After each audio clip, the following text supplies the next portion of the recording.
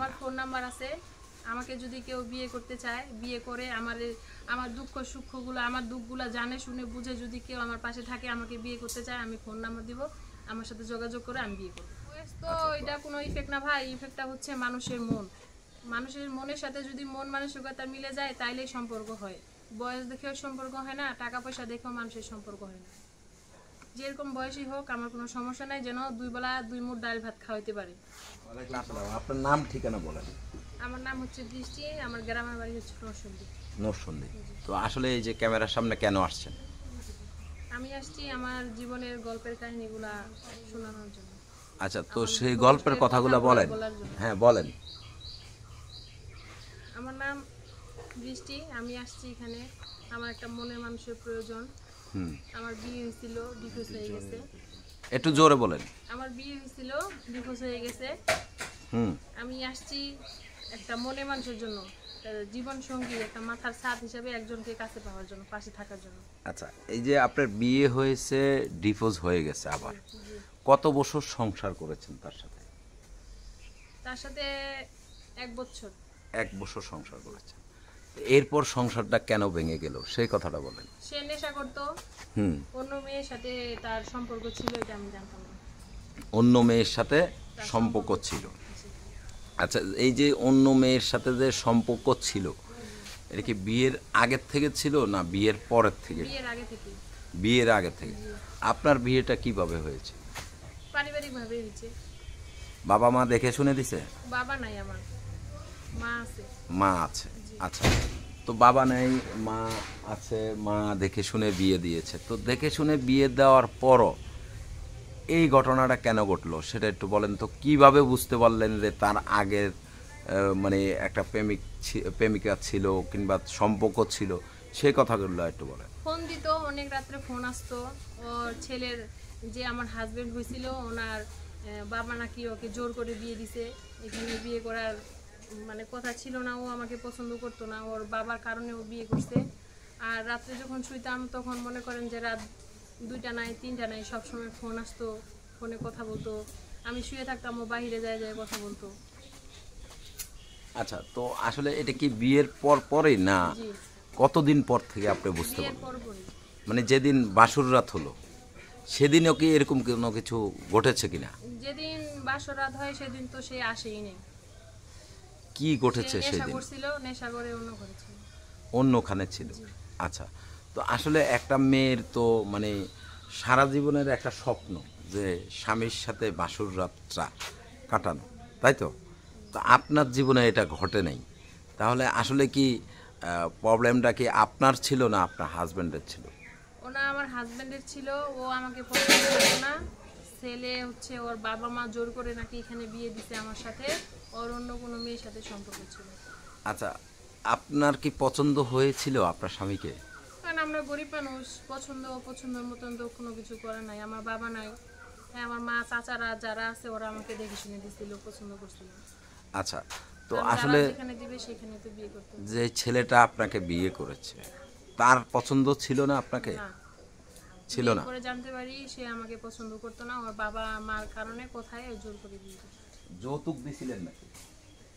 যৌতুক চাইছিল, যৌতুক দিতে পারে না। আচ্ছা, যৌতুক দিতে পারে নাই।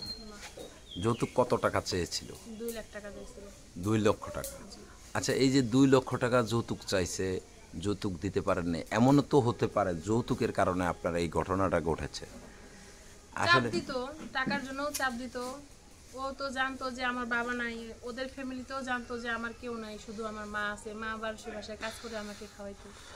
জানাশোনার পরে তো ওরা নিয়ে আসছে, কিন্তু ছেলেটা রাজি ছিল না। ছেলেটার বাবা মা জোর করে বিয়ে দিয়েছে।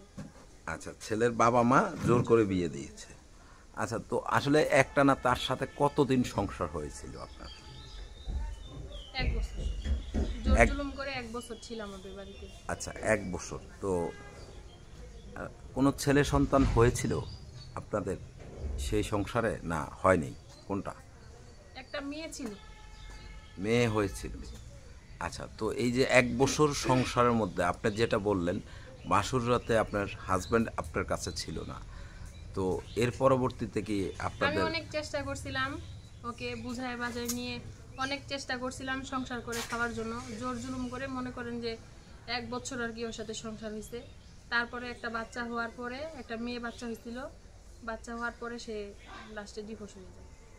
আচ্ছা, বাচ্চা হওয়ার পরে ডিভোর্স হয়ে যায়। আচ্ছা, তো এখন এই যে ডিভোর্স হয়েছে আজকে কত বছর? ডিভোর্স হচ্ছে প্রায় 3-4 বছর। 4 বছর ধরবো না 3 বছর ধরবো? 4 বছরই। আচ্ছা, 4 বছর। তো এই যে 4 বছর একাকিত্ব জীবন কেমন লাগছে সেটা একটু আমি অপেক্ষায় ছিলাম যদি তার সংসারে আবার আমাকে ডেকে নেয়। আমি এই 4 বছর ওর জন্য ওয়েট করছিলাম। এর জন্য আমি অন্য কোথাও বিয়ে শাদী করি নাই। যেহেতু একটা আল্লাহ বাচ্চা দিছে, ওই সন্তানটাকে নিয়ে যদি সন্তানের মুখের দিকে তাকায় যদি সে আমার সাথে সংসার করে খায়, এই জন্য আমি এই 4 বছর ওর জন্য ওয়েট করছিলাম। কিন্তু সে শেষ পর্যন্ত আমাকে নেয়নি। সে যে মেয়ের সাথে সম্পর্ক ছিল ওই মেয়েকেই বিয়ে করে নিছে। আচ্ছা, তো এখন মূলত আপনি কি চাচ্ছেন? এখন মূলত মেয়েটা ছিল আমার কাছে, মেয়েটাও তো ওদের সন্তান ওরা নিয়ে গেছে। এখন তো ভাই আমি নিঃস্ব, এখন তো আমার কেউই নেই। এখন আমি চাচ্ছি যে আমার এই বিষয়গুলা জানে শুনে বুঝে যে আমার পাশে থাকবে, আমার পাশে আসবে, আমার দায়িত্ব নিবে, যে আমাকে বুঝবে, আমি তাকে বুঝবো, জানে শুনে বুঝে যে আমার পাশে থাকবে, আমাকে নিবে, আমি তাকে বিয়ে করব। তাকে বিয়ে করবেন? আচ্ছা, তো এখন আপনার বয়স কত চলে? এখন বর্তমানে আমার বয়স 21 বছর। 21। তো আসলে আপনি কেমন বয়সের লোকের কাছে বিয়ে বসতে চান? কারণ তো একটা বিষয় আছে, যেহেতু আপনি 21 বছরের একটা মেয়ে, দেখা গেল যে 40, 45, 50 হইলেও সমস্যা নাই। 40-45 হলেও সমস্যা নেই। জি না। আচ্ছা, তো আপনার সাথে আসলে কি বিয়ের সাথে বসবেন না মানুষের বিয়ে সাথে? করব, কারণ আমার বিয়ে হয়েছিল, শুনছেনই তো যে বিয়ে হয়েছে, একটা মেয়ে ছিল।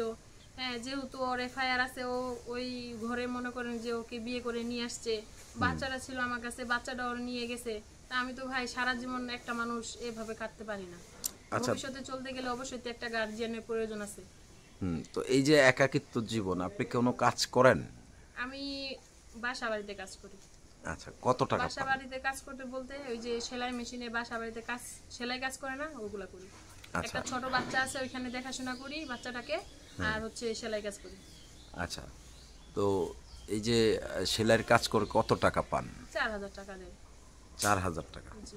আচ্ছা, তো সেই ক্ষেত্রে আপনারকে যদি এখন কেউ বিয়ে করতে চায় কিংবা আপনার দায়িত্ব যদি কেউ নিতে চায়, তো কিভাবে যোগাযোগের কোনো ব্যবস্থা আছে? দর্শক, আপনারা যারা দেখছেন এই বোনটিকে, আপনারা আপনাদের নিজ দায়িত্বে তাদেরকে সহযোগিতা করবেন। ইউটিউব কর্তৃপক্ষ এই ধরনের কোনো দায়িত্ব নেয় না, বিয়ে শাদী সহযোগিতা এই ধরনের দায়িত্ব নেয় না। আপনারা আপনাদের নিজ দায়িত্বে তাদেরকে সহযোগিতা করবেন, তাদের পাশে থাকবেন। সে পর্যন্ত সকলেই ভালো থাকবেন, সুস্থ থাকবেন। আর আপনার কিছু বলার আছে? আমার একটাই বলার, আমার এখন ধরতে গেলে কেউ নাই, একবার আল্লাহ ছাড়া। আমার এই মনের কথাগুলো শুনে, জানে শুনে বুঝে যদি কোনো ভাই আমার দায়িত্ব নিতে চায়, আমার সাথে যোগাযোগ করে বিয়ের কথা বলে, তাহলে আমি যোগাযোগ করব, বিয়ে শাদী করব। আচ্ছা, তো ঠিক আছে, ভালো থাকবেন, সুস্থ থাকবেন। আল্লাহ হাফেজ, আসসালামু আলাইকুম।